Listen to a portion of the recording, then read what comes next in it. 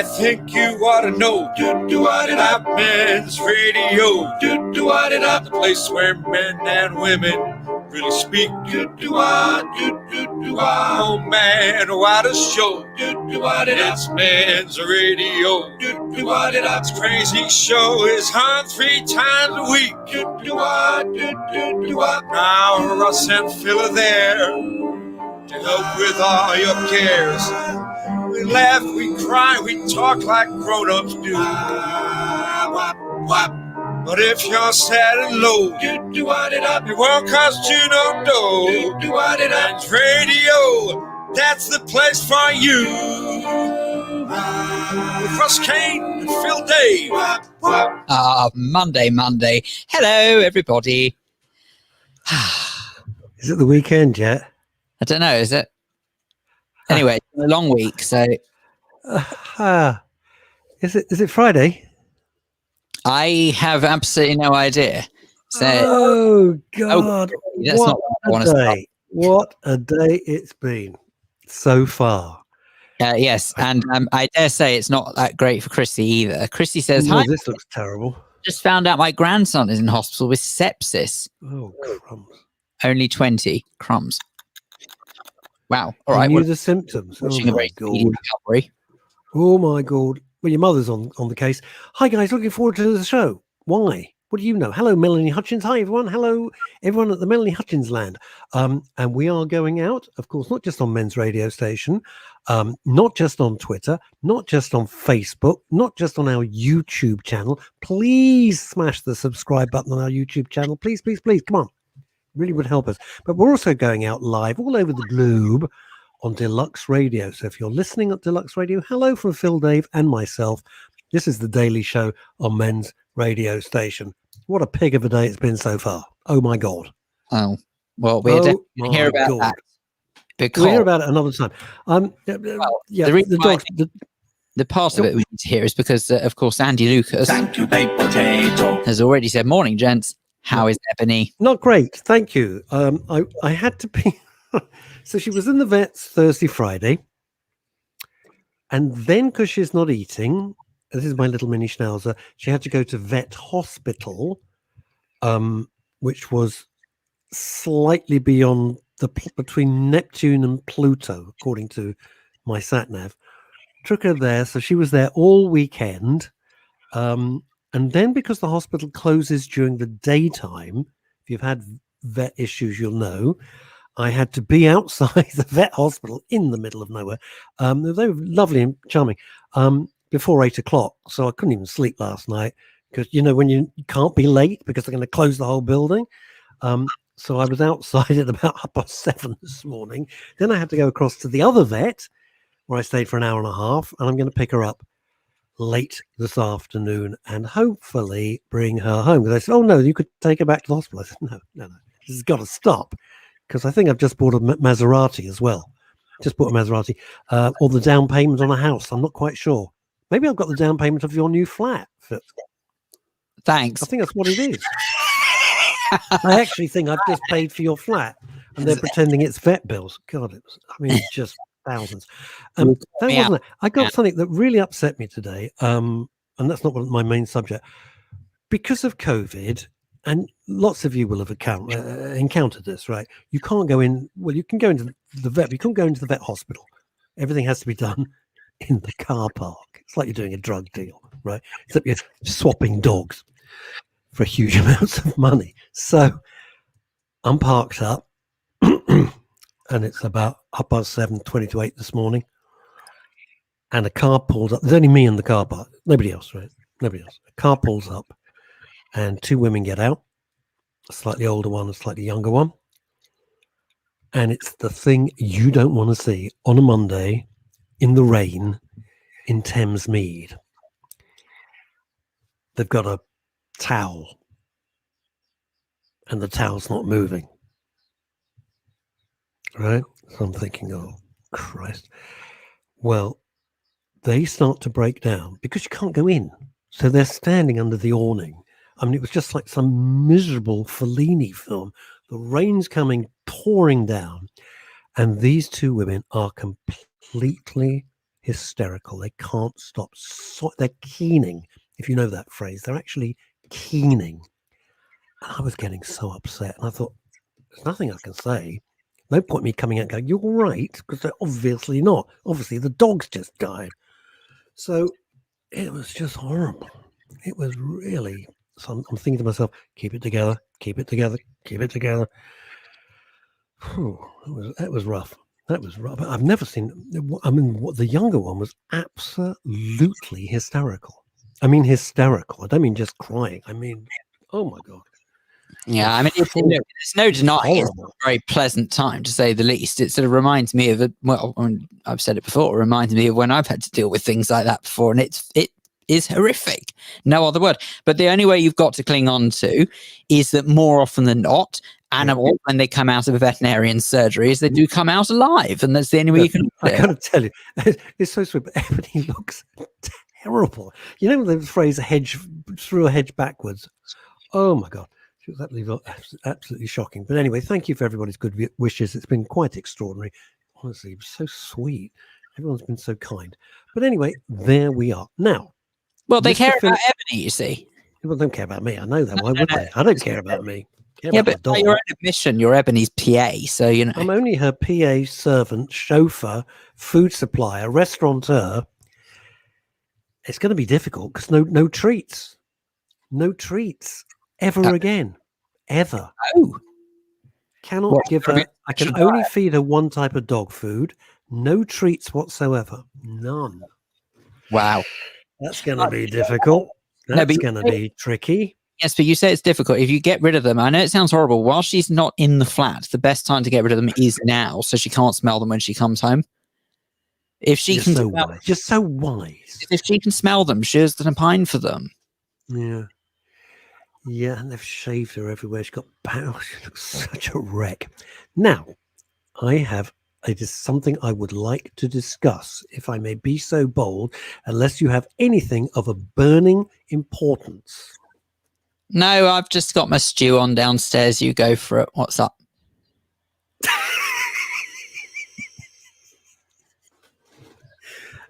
What's the recipe today, Phil? What are you cooking? Anyone listening on Deluxe Radio, this is a regular occurrence. Monday is soup and stew day, and Friday is holiday. So you better explain what that is. It's not. If anyone who hasn't got a clue what I'm talking about, it's not JC Radio. Is a sweet plaited. Do you mind? I wouldn't be on that anyway. Is a sweet plaited bread, which is primarily enjoyed by Jewish people around the time of the Sabbath each week. So there you go. Let's just cut the audience in half. Okay, right. Here we go. Last night, there is an absolute point to where I'm going with this. And it encompasses so many of the things that we're trying to look at, examine, help with, comment on Men's Radio Station, and indeed our sister station, Women's Radio Station. Now, Phil, I don't know if you've seen it. On Netflix, there's a 4-part series called The Disappearance at the Cecil Hotel, or as the Americans say, Cecil Hotel. Are you aware of this? It's on my watch list. I haven't seen it yet. It's fascinating. Now, bear with. It's produced by Ron Howard and his business film partner, Brian Glazer. So you know it's going to be a quality product. 4-part documentary. And it touches upon so many of the things that we're dealing with at Men's Radio Station every single day, because we're on air. If you're just joining us on Deluxe Radio, we're on air 24/7. Essentially, the story is this, that a 21-year-old Canadian girl, second-generation Chinese, her parents came over from Hong Kong. They actually have a Chinese restaurant in Vancouver. She's 21 years old, a prolific blogger. She's writing all the time. And to an English eye, it's not great writing, but to the American eye, they think it's wonderful. I'm not being rude, but I think, it's pretty simplistic. And she decides she wants to spread her wings and she wants to travel. Bearing in mind she's 21 and she's attending Columbia University. And she decides that she's going to go to California. And so she traveled a little bit to California, and she ends up in Los Angeles. And because she wants somewhere cheap and cheerful to stay, as many people do, she ends up in downtown LA. Trust me, you never want to be in downtown LA. It is hell on earth. And it is, as Angela Lee says quite rightly, Skid Row. It is called Skid Row. And Phil, there's something like 8,000 people in this little 5-block area, homeless. So imagine a homeless city in Los Angeles. It is the antithesis of everything that we see in movies. I've seen some of this. It's horrendous. And we don't, thank God, have it over here. Not on that scale. Not on that scale where you've got 8,000 people in tents in the richest city in the world. Skid Row. Horrific. Been like that for 75 years. Never improved. The 21-year-old Canadian girl checks into the Cecil Hotel, the Cecil Hotel, which is cheap and etc. She disappears. Never to be seen again. Parents get worried. Police are called. Press conference is held. Huge, huge manhunt for this missing 21-year-old girl. Now, normally you would think, well, that's that. What's that got to do with Men's Radio Station? This is where it gets really twisty, convoluted. I found fascinating. Every single twerp in the world who's got access to a keyboard is suddenly a detective. Not sufficient that detectives from the Los Angeles Police Department, the LAPD, who have been experts for 35 years, some of these guys, no. You're going to be 22 years old with a degree in what? Art. And suddenly you're the best detective since Sherlock Holmes. They release a video of this girl in the elevator, in the lift of the Cecil Hotel. And it blows up. I don't mean the lift, I mean the video. And within under a week, about 2-3 days, he's got something like 25 million views. Every conspiracy person in the world has a theory. And I'm sitting there in the middle of the night watching this thinking, the first thing is, when did everyone get so stupid? When did everyone suddenly think they could have the right? They're criticizing the police. They're criticizing the hotel management, who were perfectly capable and very professional. The best bit, they're criticizing the coroner. This isn't, what medical training do they have? None. None whatsoever. And there's thousands of these people.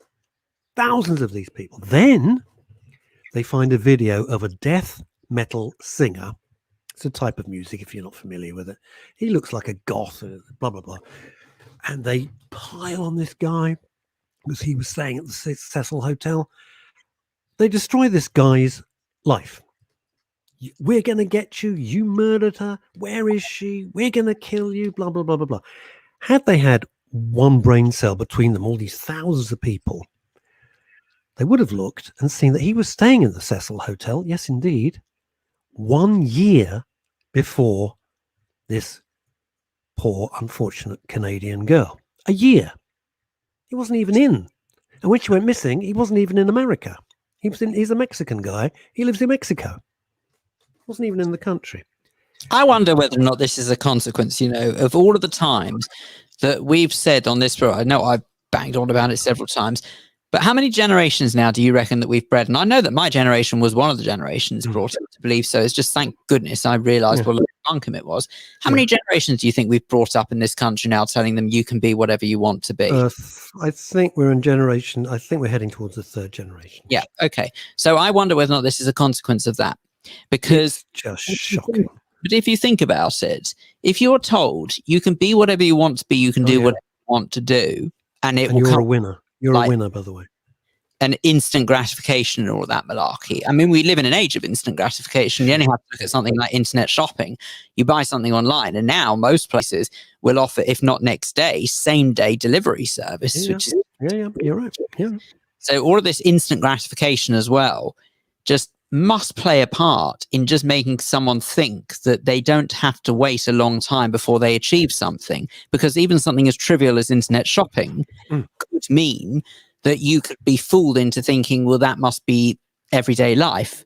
Okay, I want to be an expert on murder mysteries. Well, then in that case, I just have to look at one documentary and I'm an expert on murder mystery. Anyway, I've got to say something quickly. There's a chap come on called Alistair Hardwick. Hello, my name's Barry. I'm from Bushy. People who remember Capital Radio and The Breakfast Show will know that Barry of Bushy was an absolute legend. Thank you, Alistair Hardwick, for that. Absolute legend. Anyway, not the point. So now I'm Blair. Now it gets even worse. So we've got, it's a murder conspiracy. The hotel have colluded with the police force. That's the conspiracy. The hotel, the police force, and the coroner are all trying to cover something up. That's the next conspiracy. It's a satanic rights conspiracy. It's an Illuminati conspiracy. This goes on and on and on. And so it's the bookshop's fault. She bought some books from a beautiful bookshop, right? It's like going to Waterstones. No, they're involved. Oh, they're involved. Why? Because the registered address of this company is in Canada. Wow. Anyway, this goes on and on and on and on. They then they bring in dogs. They're searching the hotel upside down, inside out. Now, in America, unlike the UK, they have flat roofs normally, and they have huge water tanks. They checked the roof, didn't find the girl. 2 weeks later, they recheck the roof. They look in the water tanks, and there she is. She's obviously dead, and she's in one of these gigantic water tanks. It's murder. It's this. It's all right. Bit by bit by bit, and this is where the next part where it gels so much with what we're trying to do, Phil and I and everybody else on Men's Radio Station, is this. It emerges, and the parents have said nothing about this in the press conference. The sister said nothing, that the girl is bipolar. She was on a huge cocktail of prescribed medication, pharmaceuticals. She had not been taking her pills. It transpired she had a long history of not taking her pills, under treatment it's called. She had a whole history of acting out and acting very, very peculiarly, being heavily bipolar, type 1, which is the worst type. There's no good type, but that's the worst type, right? And it turned out that this mysterious video in the lift, it was a ghost. It was the ghost of the Cecil Hotel. Don't forget that one, of course. That the girl was having a complete episode. And prior to this, which they'd never bothered to mention, she'd gone down into the lobby and was behaving really erratically. She was sharing a room with 2 other girls. She was so bizarre in her behavior. The girls complained to management and had her moved. None of this came out. And of course, the girl was having a huge bipolar episode, and it was a horrible accident. That's what happened. That's the truth of it. But out of this spins so many things. Number one, the pernicious power of the internet. Number two, did anybody apologize to the death metal singer? And you should see him. He gave an interview. His life was over. He had tried to commit suicide because that's how hounded and persecuted he was. He had nothing to do with this. Did all these, they called them YouTube sleuths. I call them morons. Did any of them apologize to anybody? Did they apologize to the coroner? Did they apologize to the police? Did they apologize to the singer? The hotel management? Nothing. No blame attached. no consequences. And I thought, these touch on so many issues of men's radio station. It's extraordinary. Extraordinary. I know that this is not necessarily the angle you wanted to go down per se from this, but it's precisely why I'm a huge believer that if a case is going to go public, until somebody is actually prosecuted for the crime, I believe their name should stay out of it. But I believe that their name should be revealed despite the age if they have been found guilty of committing a crime. So we have this stupid notion in this country where if someone's under the age of 16, they can't be, I think it's something like under the age of 16, they can't be named for legal. I don't get that. I don't get it. I don't get that at all. If you're old enough to kill, if you're old enough to kick the shit out of somebody and kick them to death, a pensioner or something, you're old enough to be named. Screw it. Absolutely. Screw them. No, I couldn't agree more with that. But anyway, but I know that's not necessarily the angle he wants to go down. But this subject of internet experts or online experts, it's kind of comes back. And bipolar disorder, and not getting the right help, and not self-medicating as you should be, and blaming everybody else. Blaming everybody else. I just hate how everyone's an expert. I really it's just so awful, and it's not true. And you know what? That's actually why the art of conversation has died, is because you can't converse with people if they think that they've got it right. That's it. End of. Simple as. Isn't it? And which is a shame. I've spoken too much, Philip. I'd like you to, if you would be so kind, to read some of the excellent comments that we've got coming in. Indeed, no problem at all. But I wonder whether or not sort of that's part and parcel of the problem, is that we've got so many people now who just unfortunately have got so what's the word I'm looking? They've got no ability to see an alternative point of view, and with that one point of view, it's their point of view. Everybody else is an idiot. Yeah, and with that in mind, they can't converse, and I hate it. I think it's very sad, personally. Sue Cressman says this sounds like the university lecturer Christopher Jeffries. The public thought killed Joanna Yates, who went missing Christmas Eve from the block of flats he owned. She was actually killed by Dutchman Vincent Tabak, another resident. Correct. Christopher Jeffries. They pilloried that man. They pilloried him. Yeah, Christopher Jeffries was subject to the Leveson inquiry. Jules Silverman, who's made us disappear. Behind here. Hello. Jules Silverman. Wait. I'm over here. Behind it. By the message. Okay. Anyway. By the way, if you are listening to this on Deluxe Radio Running, what the hell are they talking about? Do go to facebook.com/Men's Radio STN, or you can find us on Twitter and on YouTube as well. Twitter, it's at Men's Radio STN, and YouTube, just do a search for Men's Radio Station. You'll be able to see this program as well as listen to it. And of course, you are listening to The Daily Show with Russ, Kane, and me, Phil Dave. Jules Silverman says, I think people have always thought they know best. It is just the fact that everyone has a portal to express their views now with the internet, and they feel they can say what they like online. Everyone used to say what they thought to a family member at home, and that was as far as it went.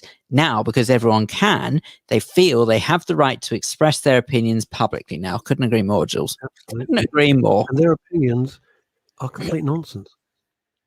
I'm all venting. Ill-educated, unfounded, no basis of truth. If I may say, I'm all for venting. When people get their frustration out on something online and they just get words out on paper, I think it's essential. I did that myself not so long ago, a couple of weeks ago, when I put this business about that I had a bit of an issue surrounding property, not even within the last week, I can't remember. When I was having this sort of really bad time trying to find somebody who didn't think that my salary was terrible and that my deposit that I have saved up for a house wasn't terrible, which is complete and utter nonsense, but let's not go into that again. The point is, I felt better for writing down that rant online. And it was quite reassuring to know that other people had gone through the same sort of experience. Precisely. So that's where it can actually be quite useful.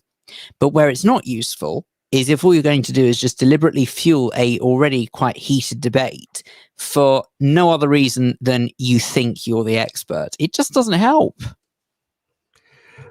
These people were like fanatics. And when it was proved what had actually happened, there was no sense of, oh gosh, I'm sorry. No sense, no apology. The notion of apologizing for their actions never crossed their mind. Just the most bizarre thing. It's only 4 episodes. It is beautifully made. The story is phenomenally well communicated. It's riveting stuff. I know Ken Armstrong sounds like another show to avoid like the plague. I don't think so, because I think it's of its time. And the thing that I wanted to extrapolate from it as well was how you can ally it. And I'm sure it occurred to Ron Howard and Brian Glazeman, who produced the show. All the experts on COVID, people who've studied medicine for years and years and years, who've got doctorates, who've got PhDs, who are some of the world's greatest scientists. No, Doreen's opinion in the hairdressers in Stoke-on-Trent is equal. It's not. You don't get on an aeroplane flying off to Ibiza and say, do you know what? I'm not sure the pilot's up to it. I'm going to fly. Got any training? No, but I think I'm going to fly the plane. It's complete madness. It is. It's like a madness has overtaken elements of society. It really is. It's completely weird. And also, the other thing you might want to consider as well is that just because one person thinks a certain way that you happen to agree with, it doesn't make them right either. This is another thing that I've noticed as well. It's it really is quite extraordinary. The number of people who say that, oh, well, such and such thinks like this, therefore it's right. I mean, my personal favorite, and this was summed up brilliantly by the late, great Joan Rivers, okay, absolutely loved this one time. It was around about 2014 when there was a bit of a flare up with trouble in the Middle East. And it was obviously between Israel and also the surrounding countries, in particular, Palestinians in the West Bank and things like that. So it got a bit heated, and also in Gaza. Anyway, never mind the politics behind it. What I particularly enjoyed about this is that there was one time, because Joan Rivers was known to be quite outspoken and pro-Israel, there was a news reporter who stopped her for, I don't know if it was CNBC, whatever the hell it was. Anyway, this clip went viral. This newscaster said, what do you make of the situation going on in Israel at the moment? Surely you don't stand by the actions the Israelis have taken against the Palestinians. Anyway, Joan Rivers said, of course I stand by, you'd stand by as well, blah, blah, blah. And then, this is my personal favorite bit, the reporter said, but have you not seen Selena Gomez has said that this is the case? The great global politician, Selena Gomez. So Joan Rivers' response was brilliant, absolutely brilliant. She just looked and said directly into the camera, oh, that well-known college graduate, and walked off. I've never, ever seen such a brilliant response to anything. But that's kind of my point. Don't think so much about now what the politics of the Middle East is. I get everyone thinks very differently about that. That's not the point. The point I'm trying to make with that, Phil's making at all. The point I'm trying to make with that is that just because one person thinks the same way you do, it doesn't mean that they're right either. You have to go on factual evidence. If we don't go on factual evidence, what the hell's the point? Well, don't let the facts get in the way of a good conspiracy. But at the same time, this is where people would turn around and say, well, actually, how can you tell what's fact from fiction? And this is why I personally always stand by whatever you think of the BBC, whatever you think of Sky News, whatever you think of ITV, by and large, these news corporations will fact check because it's more than their job's worth if they don't. And heaven help them if they don't get the facts right, because if it's discovered, they get very heftily fined. Yep. So honestly, you might not like what you hear on them, but more often than not, the facts are there. My favorite part of the conspiracies, and this got a lot of coverage and a lot of weight behind it, this 21-year-old second-generation Chinese girl was from Vancouver, as I said. In Vancouver, there's a university, and the university was studying tuberculosis. This woman, wait for it, was an undercover agent from the university to deliberately spread tuberculosis amongst the people in Skid Row to get rid of the population there. This is what people are listening to. This is what they're doing. That she was a biological human weapon. No, she wasn't. She wasn't taking her prescription medicine.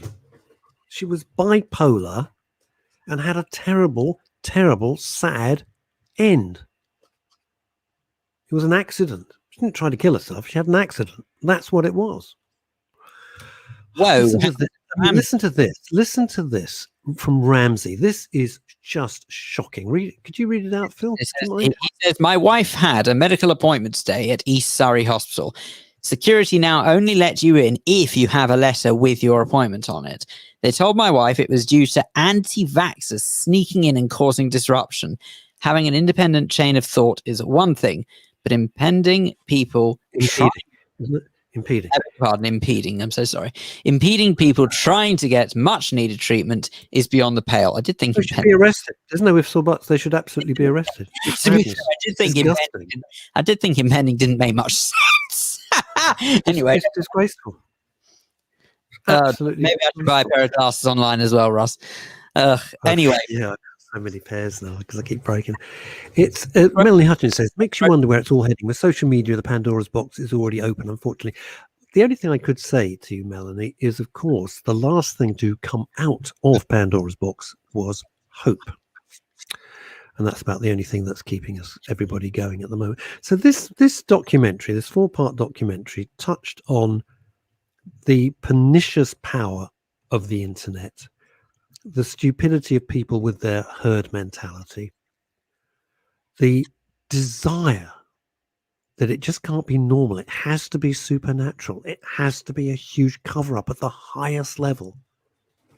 It's all madness. It is as though great swathes of society have been taken over by some absolute madness.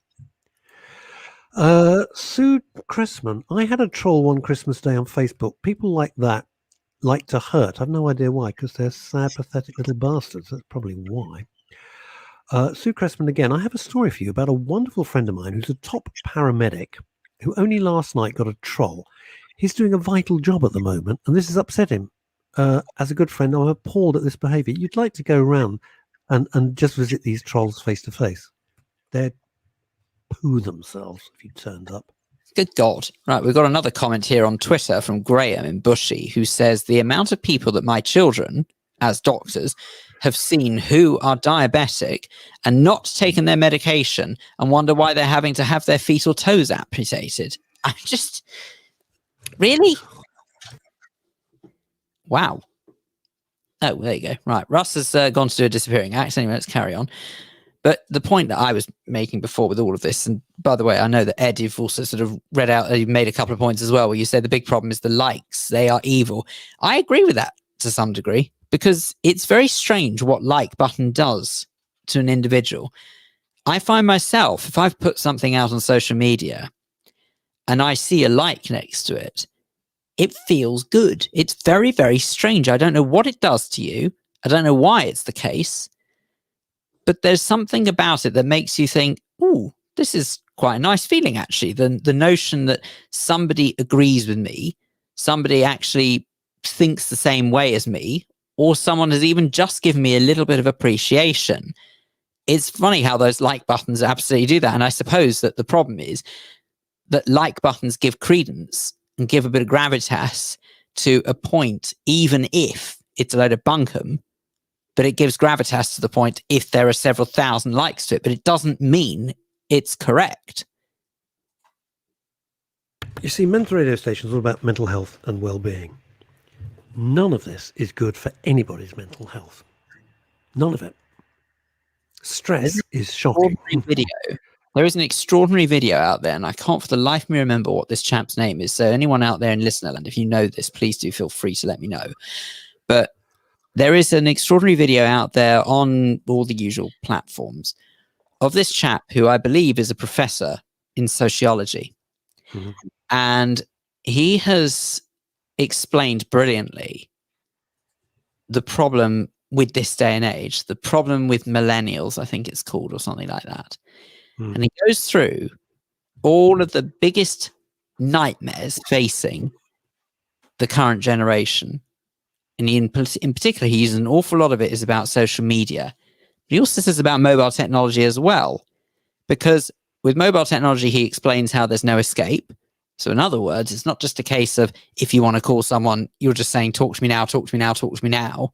Mm-hmm. Unlike the days when you could leave a message on the answer phone, you had to wait patiently for someone to get back to you. That teaches people, again, about this instant gratification. The other problem you've got as well is that if you're having a bad time online through social media or something like that, again, there's no escape. Because if you're being hounded on social media, you can't walk away from it. You've got it with you wherever you go. And it's really strange how all of these, how technology has improved many aspects of life, especially during the pandemic when we can't physically see each other. But my God, it's ruined a lot. It's quite extraordinary, and it can't be sorted. The fact of the matter, it can't be sorted. And also, I think the amount of garbage you can get away with on social media, which if it was in print would be absolutely libelous, no ifs or buts, pure libel. And I think I've said for years that I believe that the laws of slander and libel should apply to social media, without a doubt. Did you read Paul Clow? I'm sorry, I had to get the blooming door. I held back from reading messages because I know sometimes we have an issue where we don't always hear what's been read if the other disappears. So I held off from reading. Bless you for that. Have you read out Paul Claridge? Paul Claridge is a terrific fellow. Oh, you've got Paul Claridge just made me disappear, so I'm going to read it off without. I'm going to read it without putting it on the screen. I hope that's okay, Paul. Well, we like to read along, Phil. Paul we like to read along, and it improves our eyesight as well. Yes, either that or you can just go on a 30-mile drive. I hear that works wonders. Yeah. Paul Claridge said that Dr. Google, trolls, conspiracy theorists, and self-appointed experts are dangerous, selfish morons. I do my best to ignore them, but occasionally they anger me so much that I respond. On one extreme example was an individual on a Facebook group who, when Paul Perkins went missing prior to taking his life, was adamant that Paul was just an attention seeker and nothing was wrong with him. He said he'd apologize if he was proven wrong. Needless to say, by the way, that he was proven wrong because he was. Took his life. He said he'd apologize if he was proven wrong. When he was proven wrong, he instantly disappeared from Facebook and to this day has failed to apologize. I contact him now via another platform and let him know how angry I was at his stupidity. This was a very... Paul Perkins, I knew he was a very frequent commenter on social media and would exchange messages most days. And he went missing and turned up the first time, and then the second time had the worst of outcomes. But why say something like that? You're attention seeking. I mean, just think about it. Would you do that if someone was standing like your friend who we've had on the show? If you're standing on Waterloo Bridge and you're threatening to jump, which is obviously going to kill you, you don't go, you know what, you're just attention seeking. You wouldn't say that. What happened to humanity? What happened to humanity here? Dawn Cragg, MBE. I quite agree that the rules of slander and libel should be applied to social media sites. Why shouldn't they? Because it's publication. It's publication. It's in the public domain.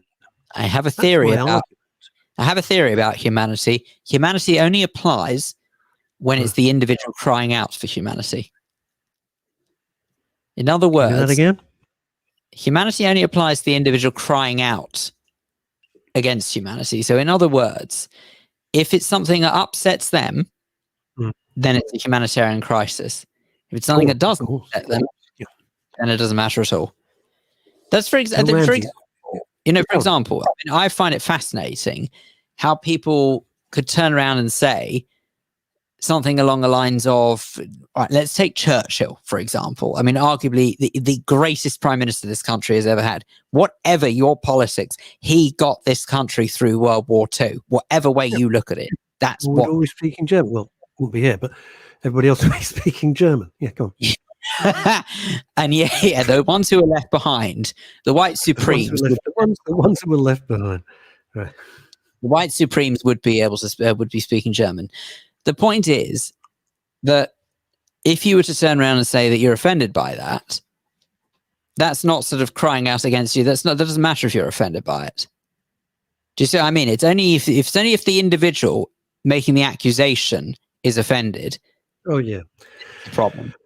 Ramsey makes a good point. Excuse me. We can put people on the moon. It says in 2024. I'm not sure. Now, what are we referring to? You're referring to SpaceX and all of that. Well, we put people on the moon in 1969. But we can't stop people sending racist... We can't stop people send racist trolling to black footballers when their team loses. What's our priorities? Well, Ramsey, I believe in science, and you know, they could spend billions. It would make no difference if people are just going to be racist idiots. They're going to be racist idiots. You could spend the entire budget that NASA has on the Premier League. There'd still be racist morons, and that's all there is to it. Glacier Amanda, my friend, is a top libel lawyer who has and is successfully suing many who are spreading libel on social media. Excellent. Absolutely excellent. Give that friend of yours a medal, says I. Yeah, it's got to stop. Ed Grossman, Phil, I have to agree with my family to never go on Twitter. Ed, very wise. Very, very, very wise. I have to tell you that if it weren't an essential need for social media through my work, through unfortunately in the industry that we are in, annoyingly, social media is pretty much a prerequisite now. Make no mistake, I recognize that a lot of people are watching this through social media, interacting and listening, and this show wouldn't be half of what it is without it. But I'd put it to you, we're one of the few good things about social media is we're actually trying to use it for a good purpose. But given half a chance, I wouldn't be on it at all. If I could, I'd be on it just for work purposes, which is pretty much what I am now anyway. It's a double-edged sword, but as I've always said to people, before you write something, think about it. And if you're really angry about something and you're going to send an email,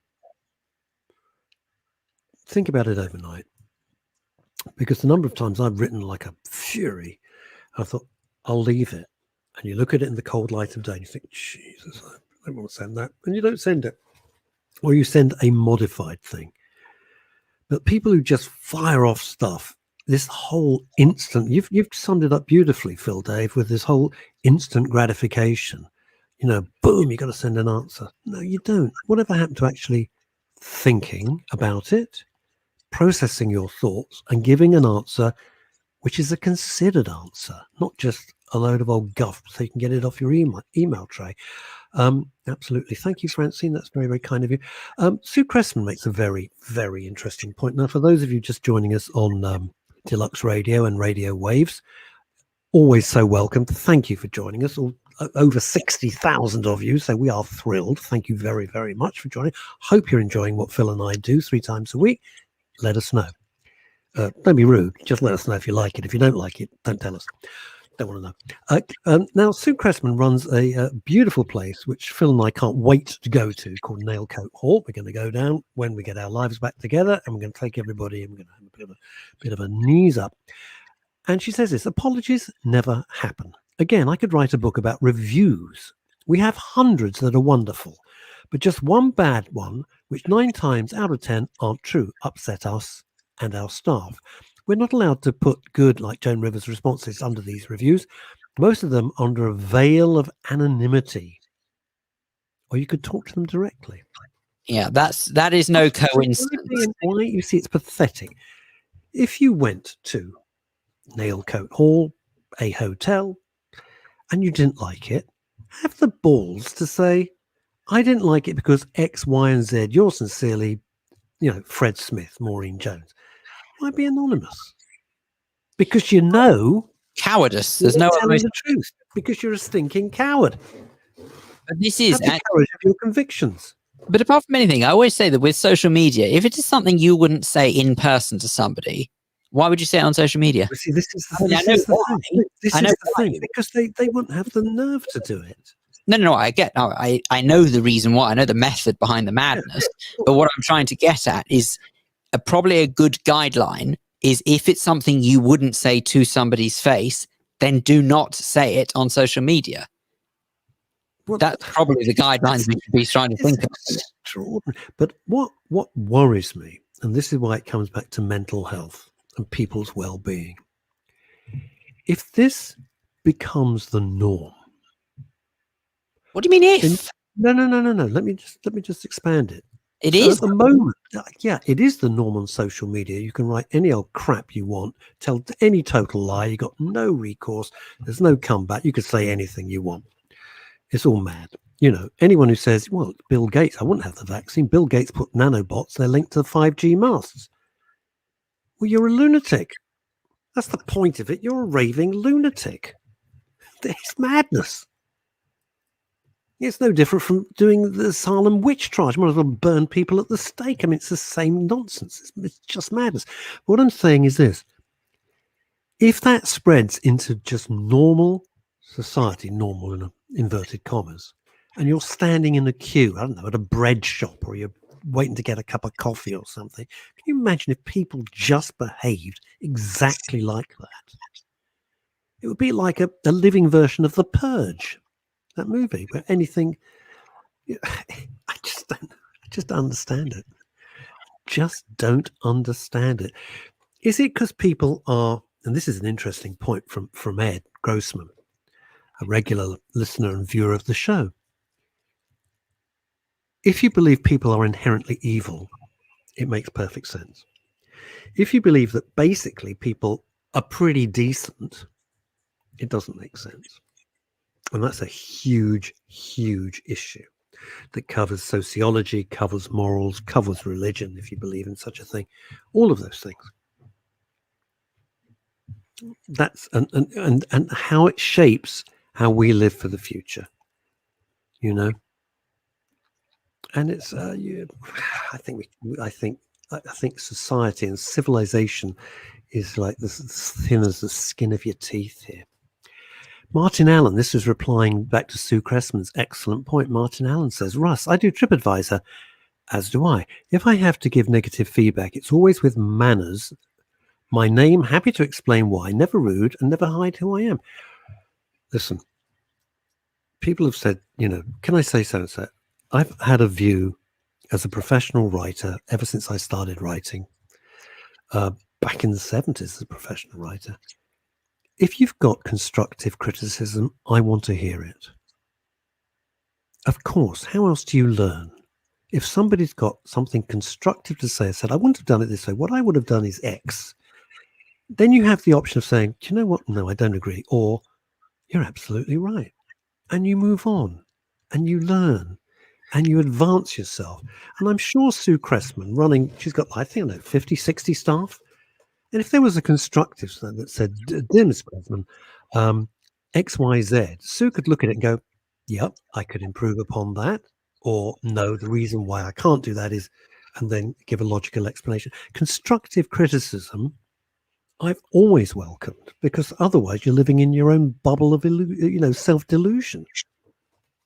You're never too old to learn, to advance, to improve. That's what it's about. Sue Cressman says 75, which I assume she looks good for her age. I give you that.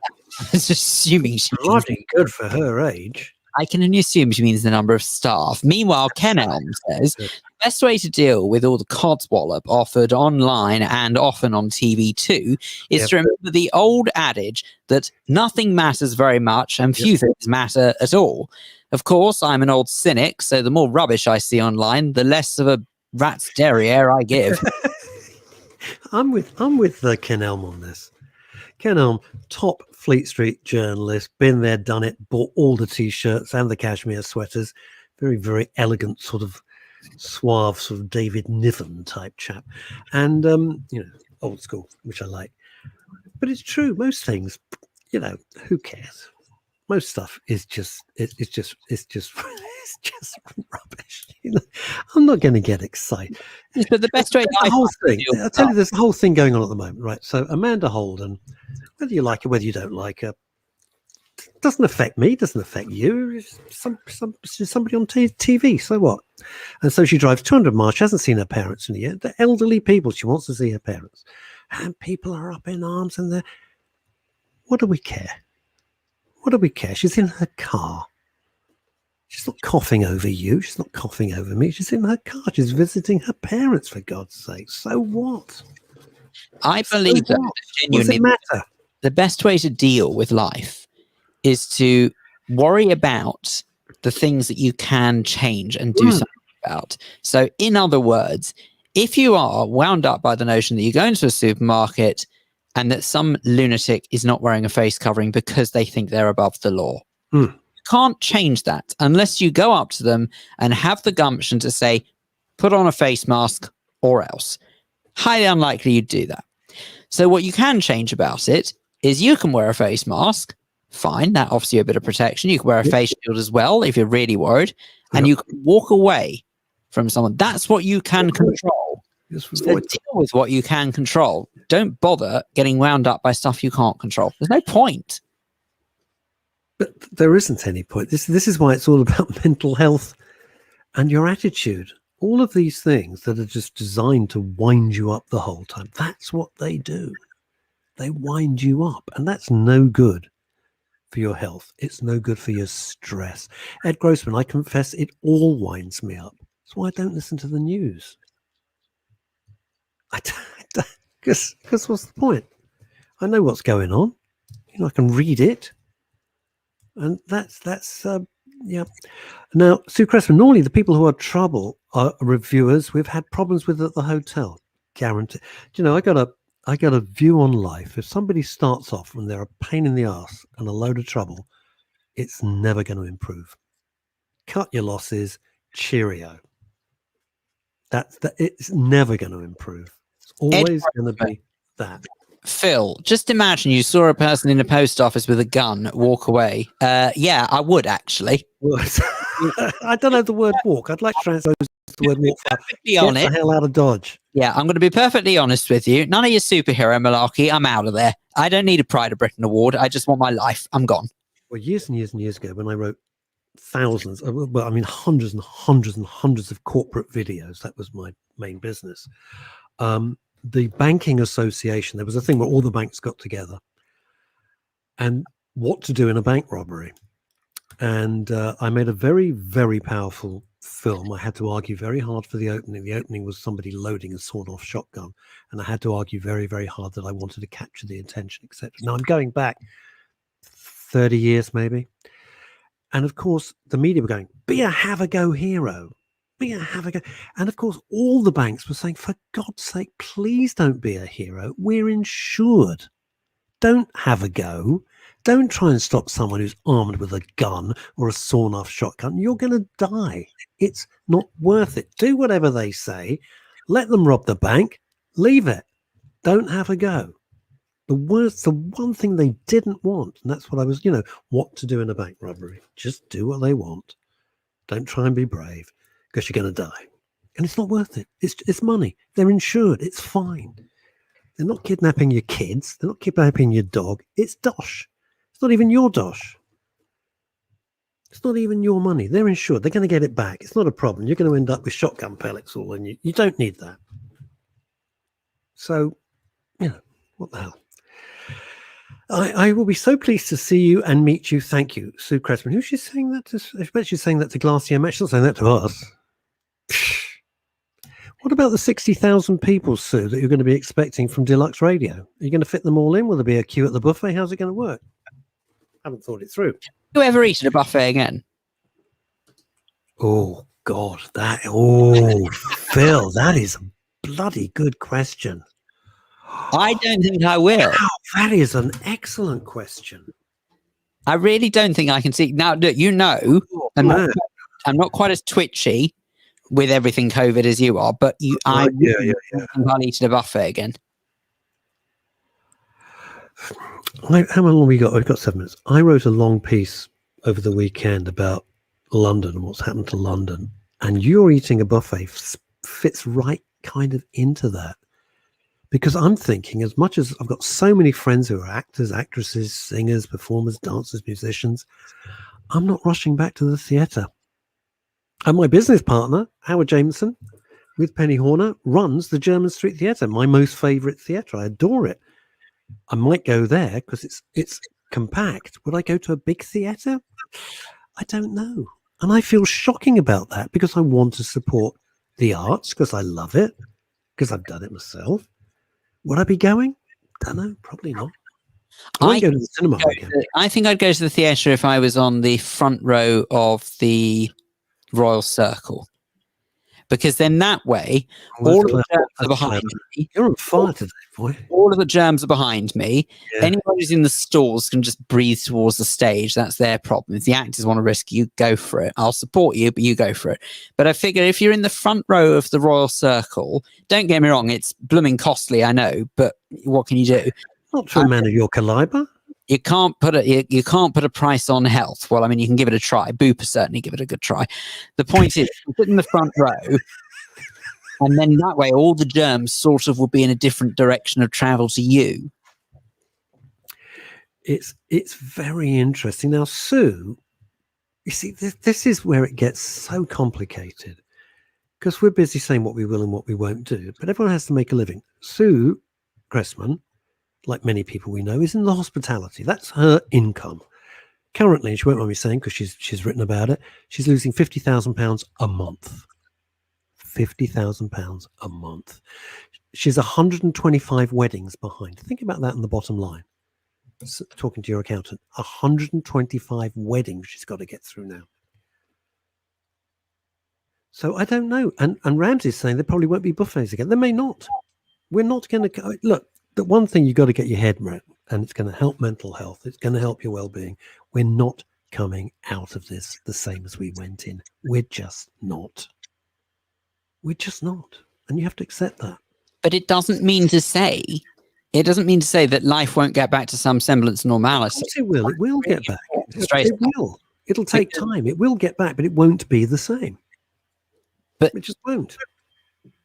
It's like saying, I want to use the telex. Well, you're not going to use the telex machine. You're not going to use a fax machine.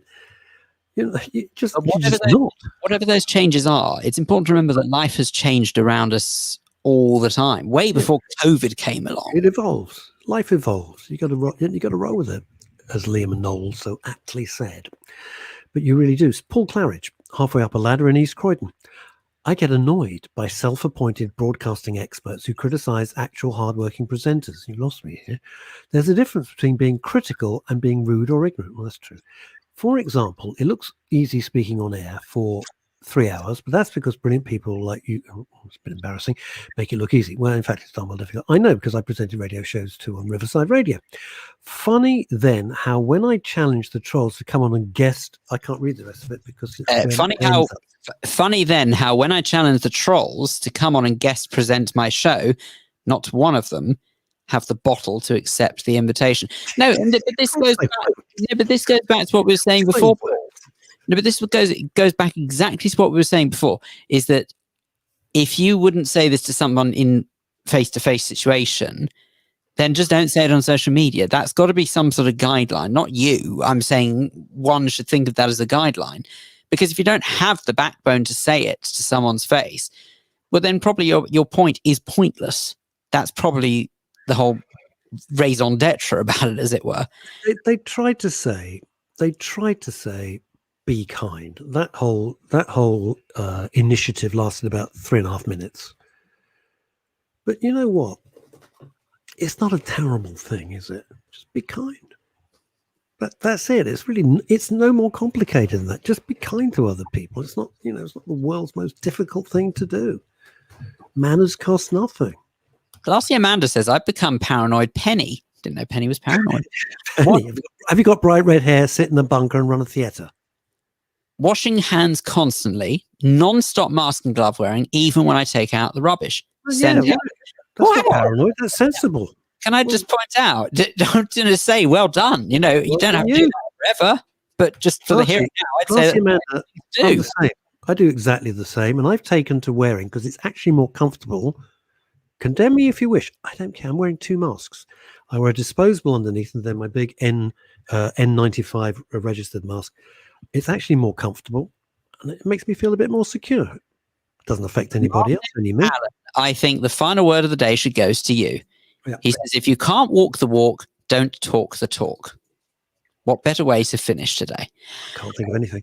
because that's sadly all we've got time for. Thank you very much. Those are all your comments. That was a really good little natter I think we had to start the week. Don't forget that RK and myself will be back on Wednesday at midday. And don't forget it's on Deluxe Radio as well, on Radio Waves. So if you want to listen on there, you're most welcome to. But it's much better to find us on social media or on YouTube. And we will see you on midday on Wednesday, where the conversation continues. So whatever you're up to, whatever you're doing, please stay safe, and for heaven's sake, where you can, stay home, protect the NHS and save lives. Goodbye, everyone. Bye all.